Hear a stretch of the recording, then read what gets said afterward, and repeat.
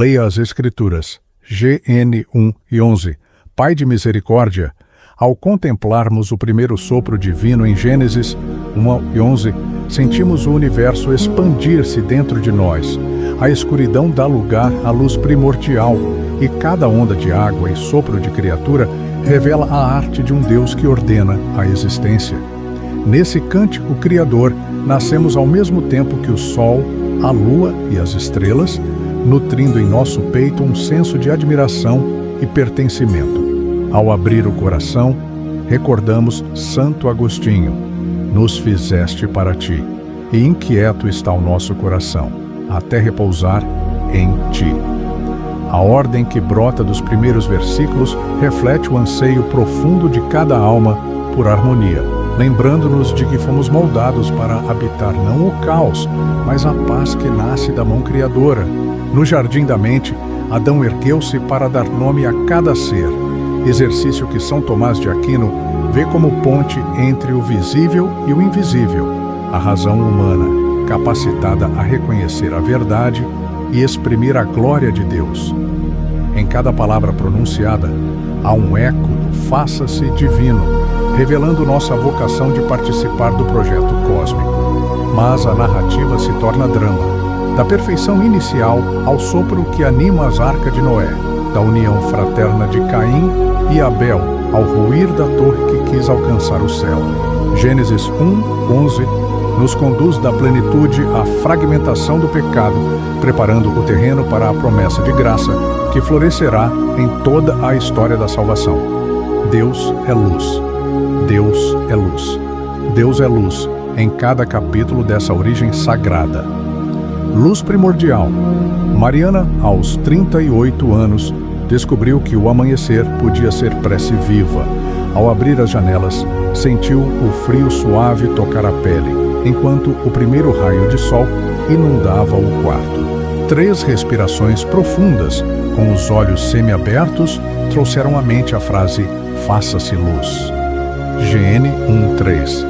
E ao exalar, notou um relaxamento que borrou as linhas do medo. A prática diária de contemplação matinal remodelou sua mente. Cientistas chamam isso de plasticidade cerebral, pois circuitos de otimismo se reforçam a cada olhar de gratidão. E como um efeito halo interior, aquela centelha inicial tingia todo o dia com esperança, fazendo com que cada gesto simples carregasse o calor de um coração desperto. Padre Fábio de Mello fala da luz que aquece a alma e nos lembra que não há clareira maior do que aquela que Deus acende em nosso íntimo. Joe Dispenza mostra que a gratidão eleva nossas frequências mentais, sintonizando-nos com realidades de paz. Nesse encontro de alma e ciência, o sol não era apenas astro, mas símbolo de uma luz eterna que se refaz em cada manhã. Você já percebeu quantas vezes abre os olhos afundado no celular, perdendo a aurora de Deus? Desligar-se do ruído tecnológico é, na verdade, ligar-se às promessas do Criador. 3 respirações profundas diante do sol nascente e a frase silenciosa "faça-se luz" criam um pequeno ritual que acende o dia inteiro. Deus é luz. Deus é luz. Deus é luz em cada passo novo. Ecos da queda. Ricardo, aos 50 anos, sentiu o peso de escolhas antigas emergir ao ler as palavras de Gênesis 3. Na penumbra de seu quarto, a serpente sussurrava dúvidas e ele reconheceu no fruto proibido, de então, o medo que ainda corria em suas veias. Ao refletir na lectio divina quântica sobre maldição e redenção, GN 3, notou o corpo relaxar. A dopamina, antes oscilante, ganhava ritmo sereno, como se permitisse ao arrependimento florescer em paz. Assumir a responsabilidade pelo próprio pecado abriu para Ricardo um novo espaço interior. A teoria da autodeterminação descreve esse gesto como recuperação de autonomia. Ao confessar as falhas, ele redescobriu forças para reescrever a própria história. E ao se ver como filho redimido, experimentou o efeito Galateia.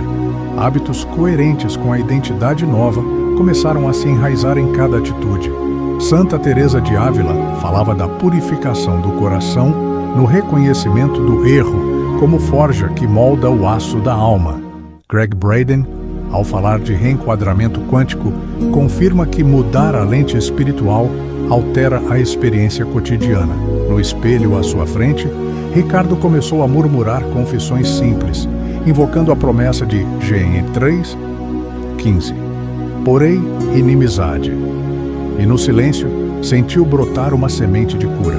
Ao fechar o dia, ele se detinha diante do reflexo, respirava com consciência e repetia mentalmente o versículo que anuncia a vitória da semente sobre o mal.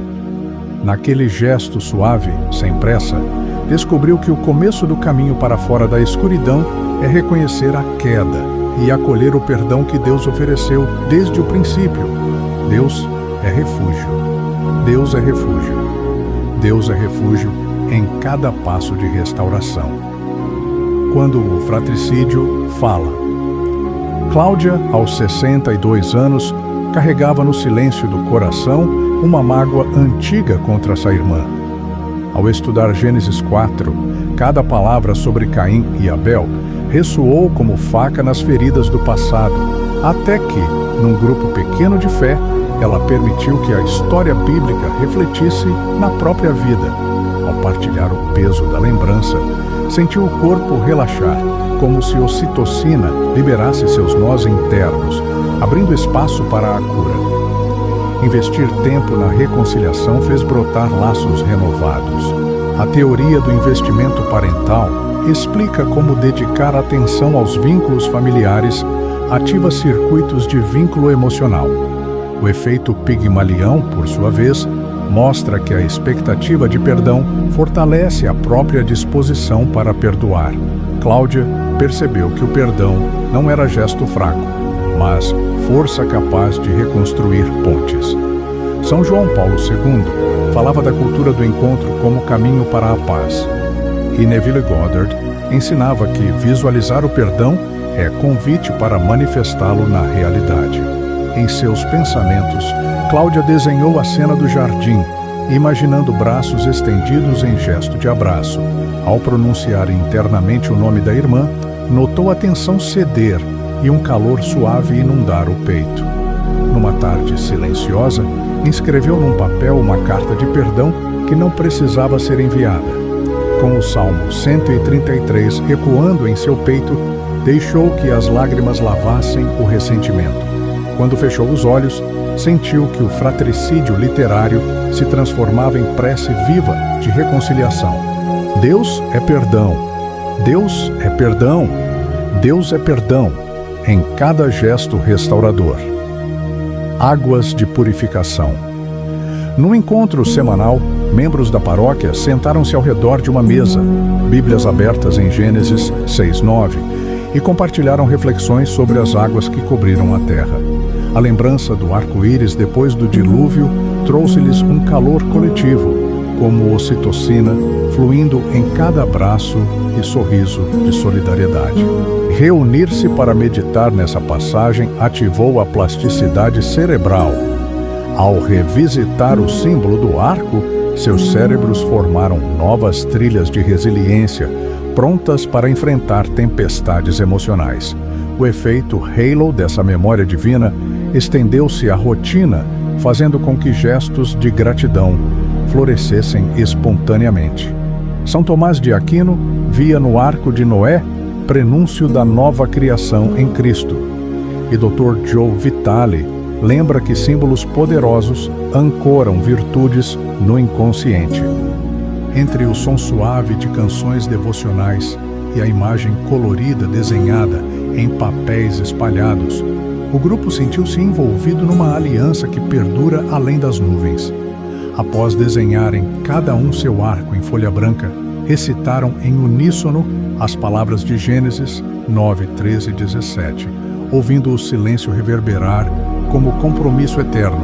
Naquele gesto simples, descobriram que a aliança divina não apenas restaura, mas sustenta a esperança, lembrando-nos de que, mesmo após o maior dilúvio interior, Deus permanece fiel. Deus é aliança. Deus é aliança. Deus é aliança em cada arco erguido. Na vastidão do cosmos nascido do Verbo, sentimos a própria história olhando nos olhos. Da luz que rompeu o caos ao arco que sela a aliança, cada capítulo de Gênesis 1 ao 11 revela o coração de Deus que chama o ser humano à comunhão. A sensação de vazio diante do tumulto existencial encontra resposta no sopro criador que cria ordem e propósito. Paulo nos lembra que, em Cristo, somos nova criatura, segundo Cor 5,17, reencontrando a pureza perdida e sendo convidados a habitar a vida em plenitude. São Tomás de Aquino vê nessa ordem cósmica o reflexo da sabedoria divina, ponte entre o visível e o invisível que sustenta toda a criação. Greg Braden mostra que, ao alinhar mente e coração com a coerência do universo, sincronizamos nossa vida com o plano de Deus, quando repetimos em silêncio: faça-se luz ou estabeleço a minha aliança. Não apenas evocamos textos antigos, mas reprogramamos nossos caminhos interiores para viver na frequência divina. Que a maravilha do primeiro dia, a lição da queda, o chamado ao perdão e a promessa do arco ressoem em seu peito como preces vivas. Se a originária história da humanidade reacendeu em você gratidão e esperança, deixe um amém nos comentários ou compartilhe qual passagem de Gênesis tocou seu coração hoje. Deus é criação, Deus é criação, Deus é criação em cada momento.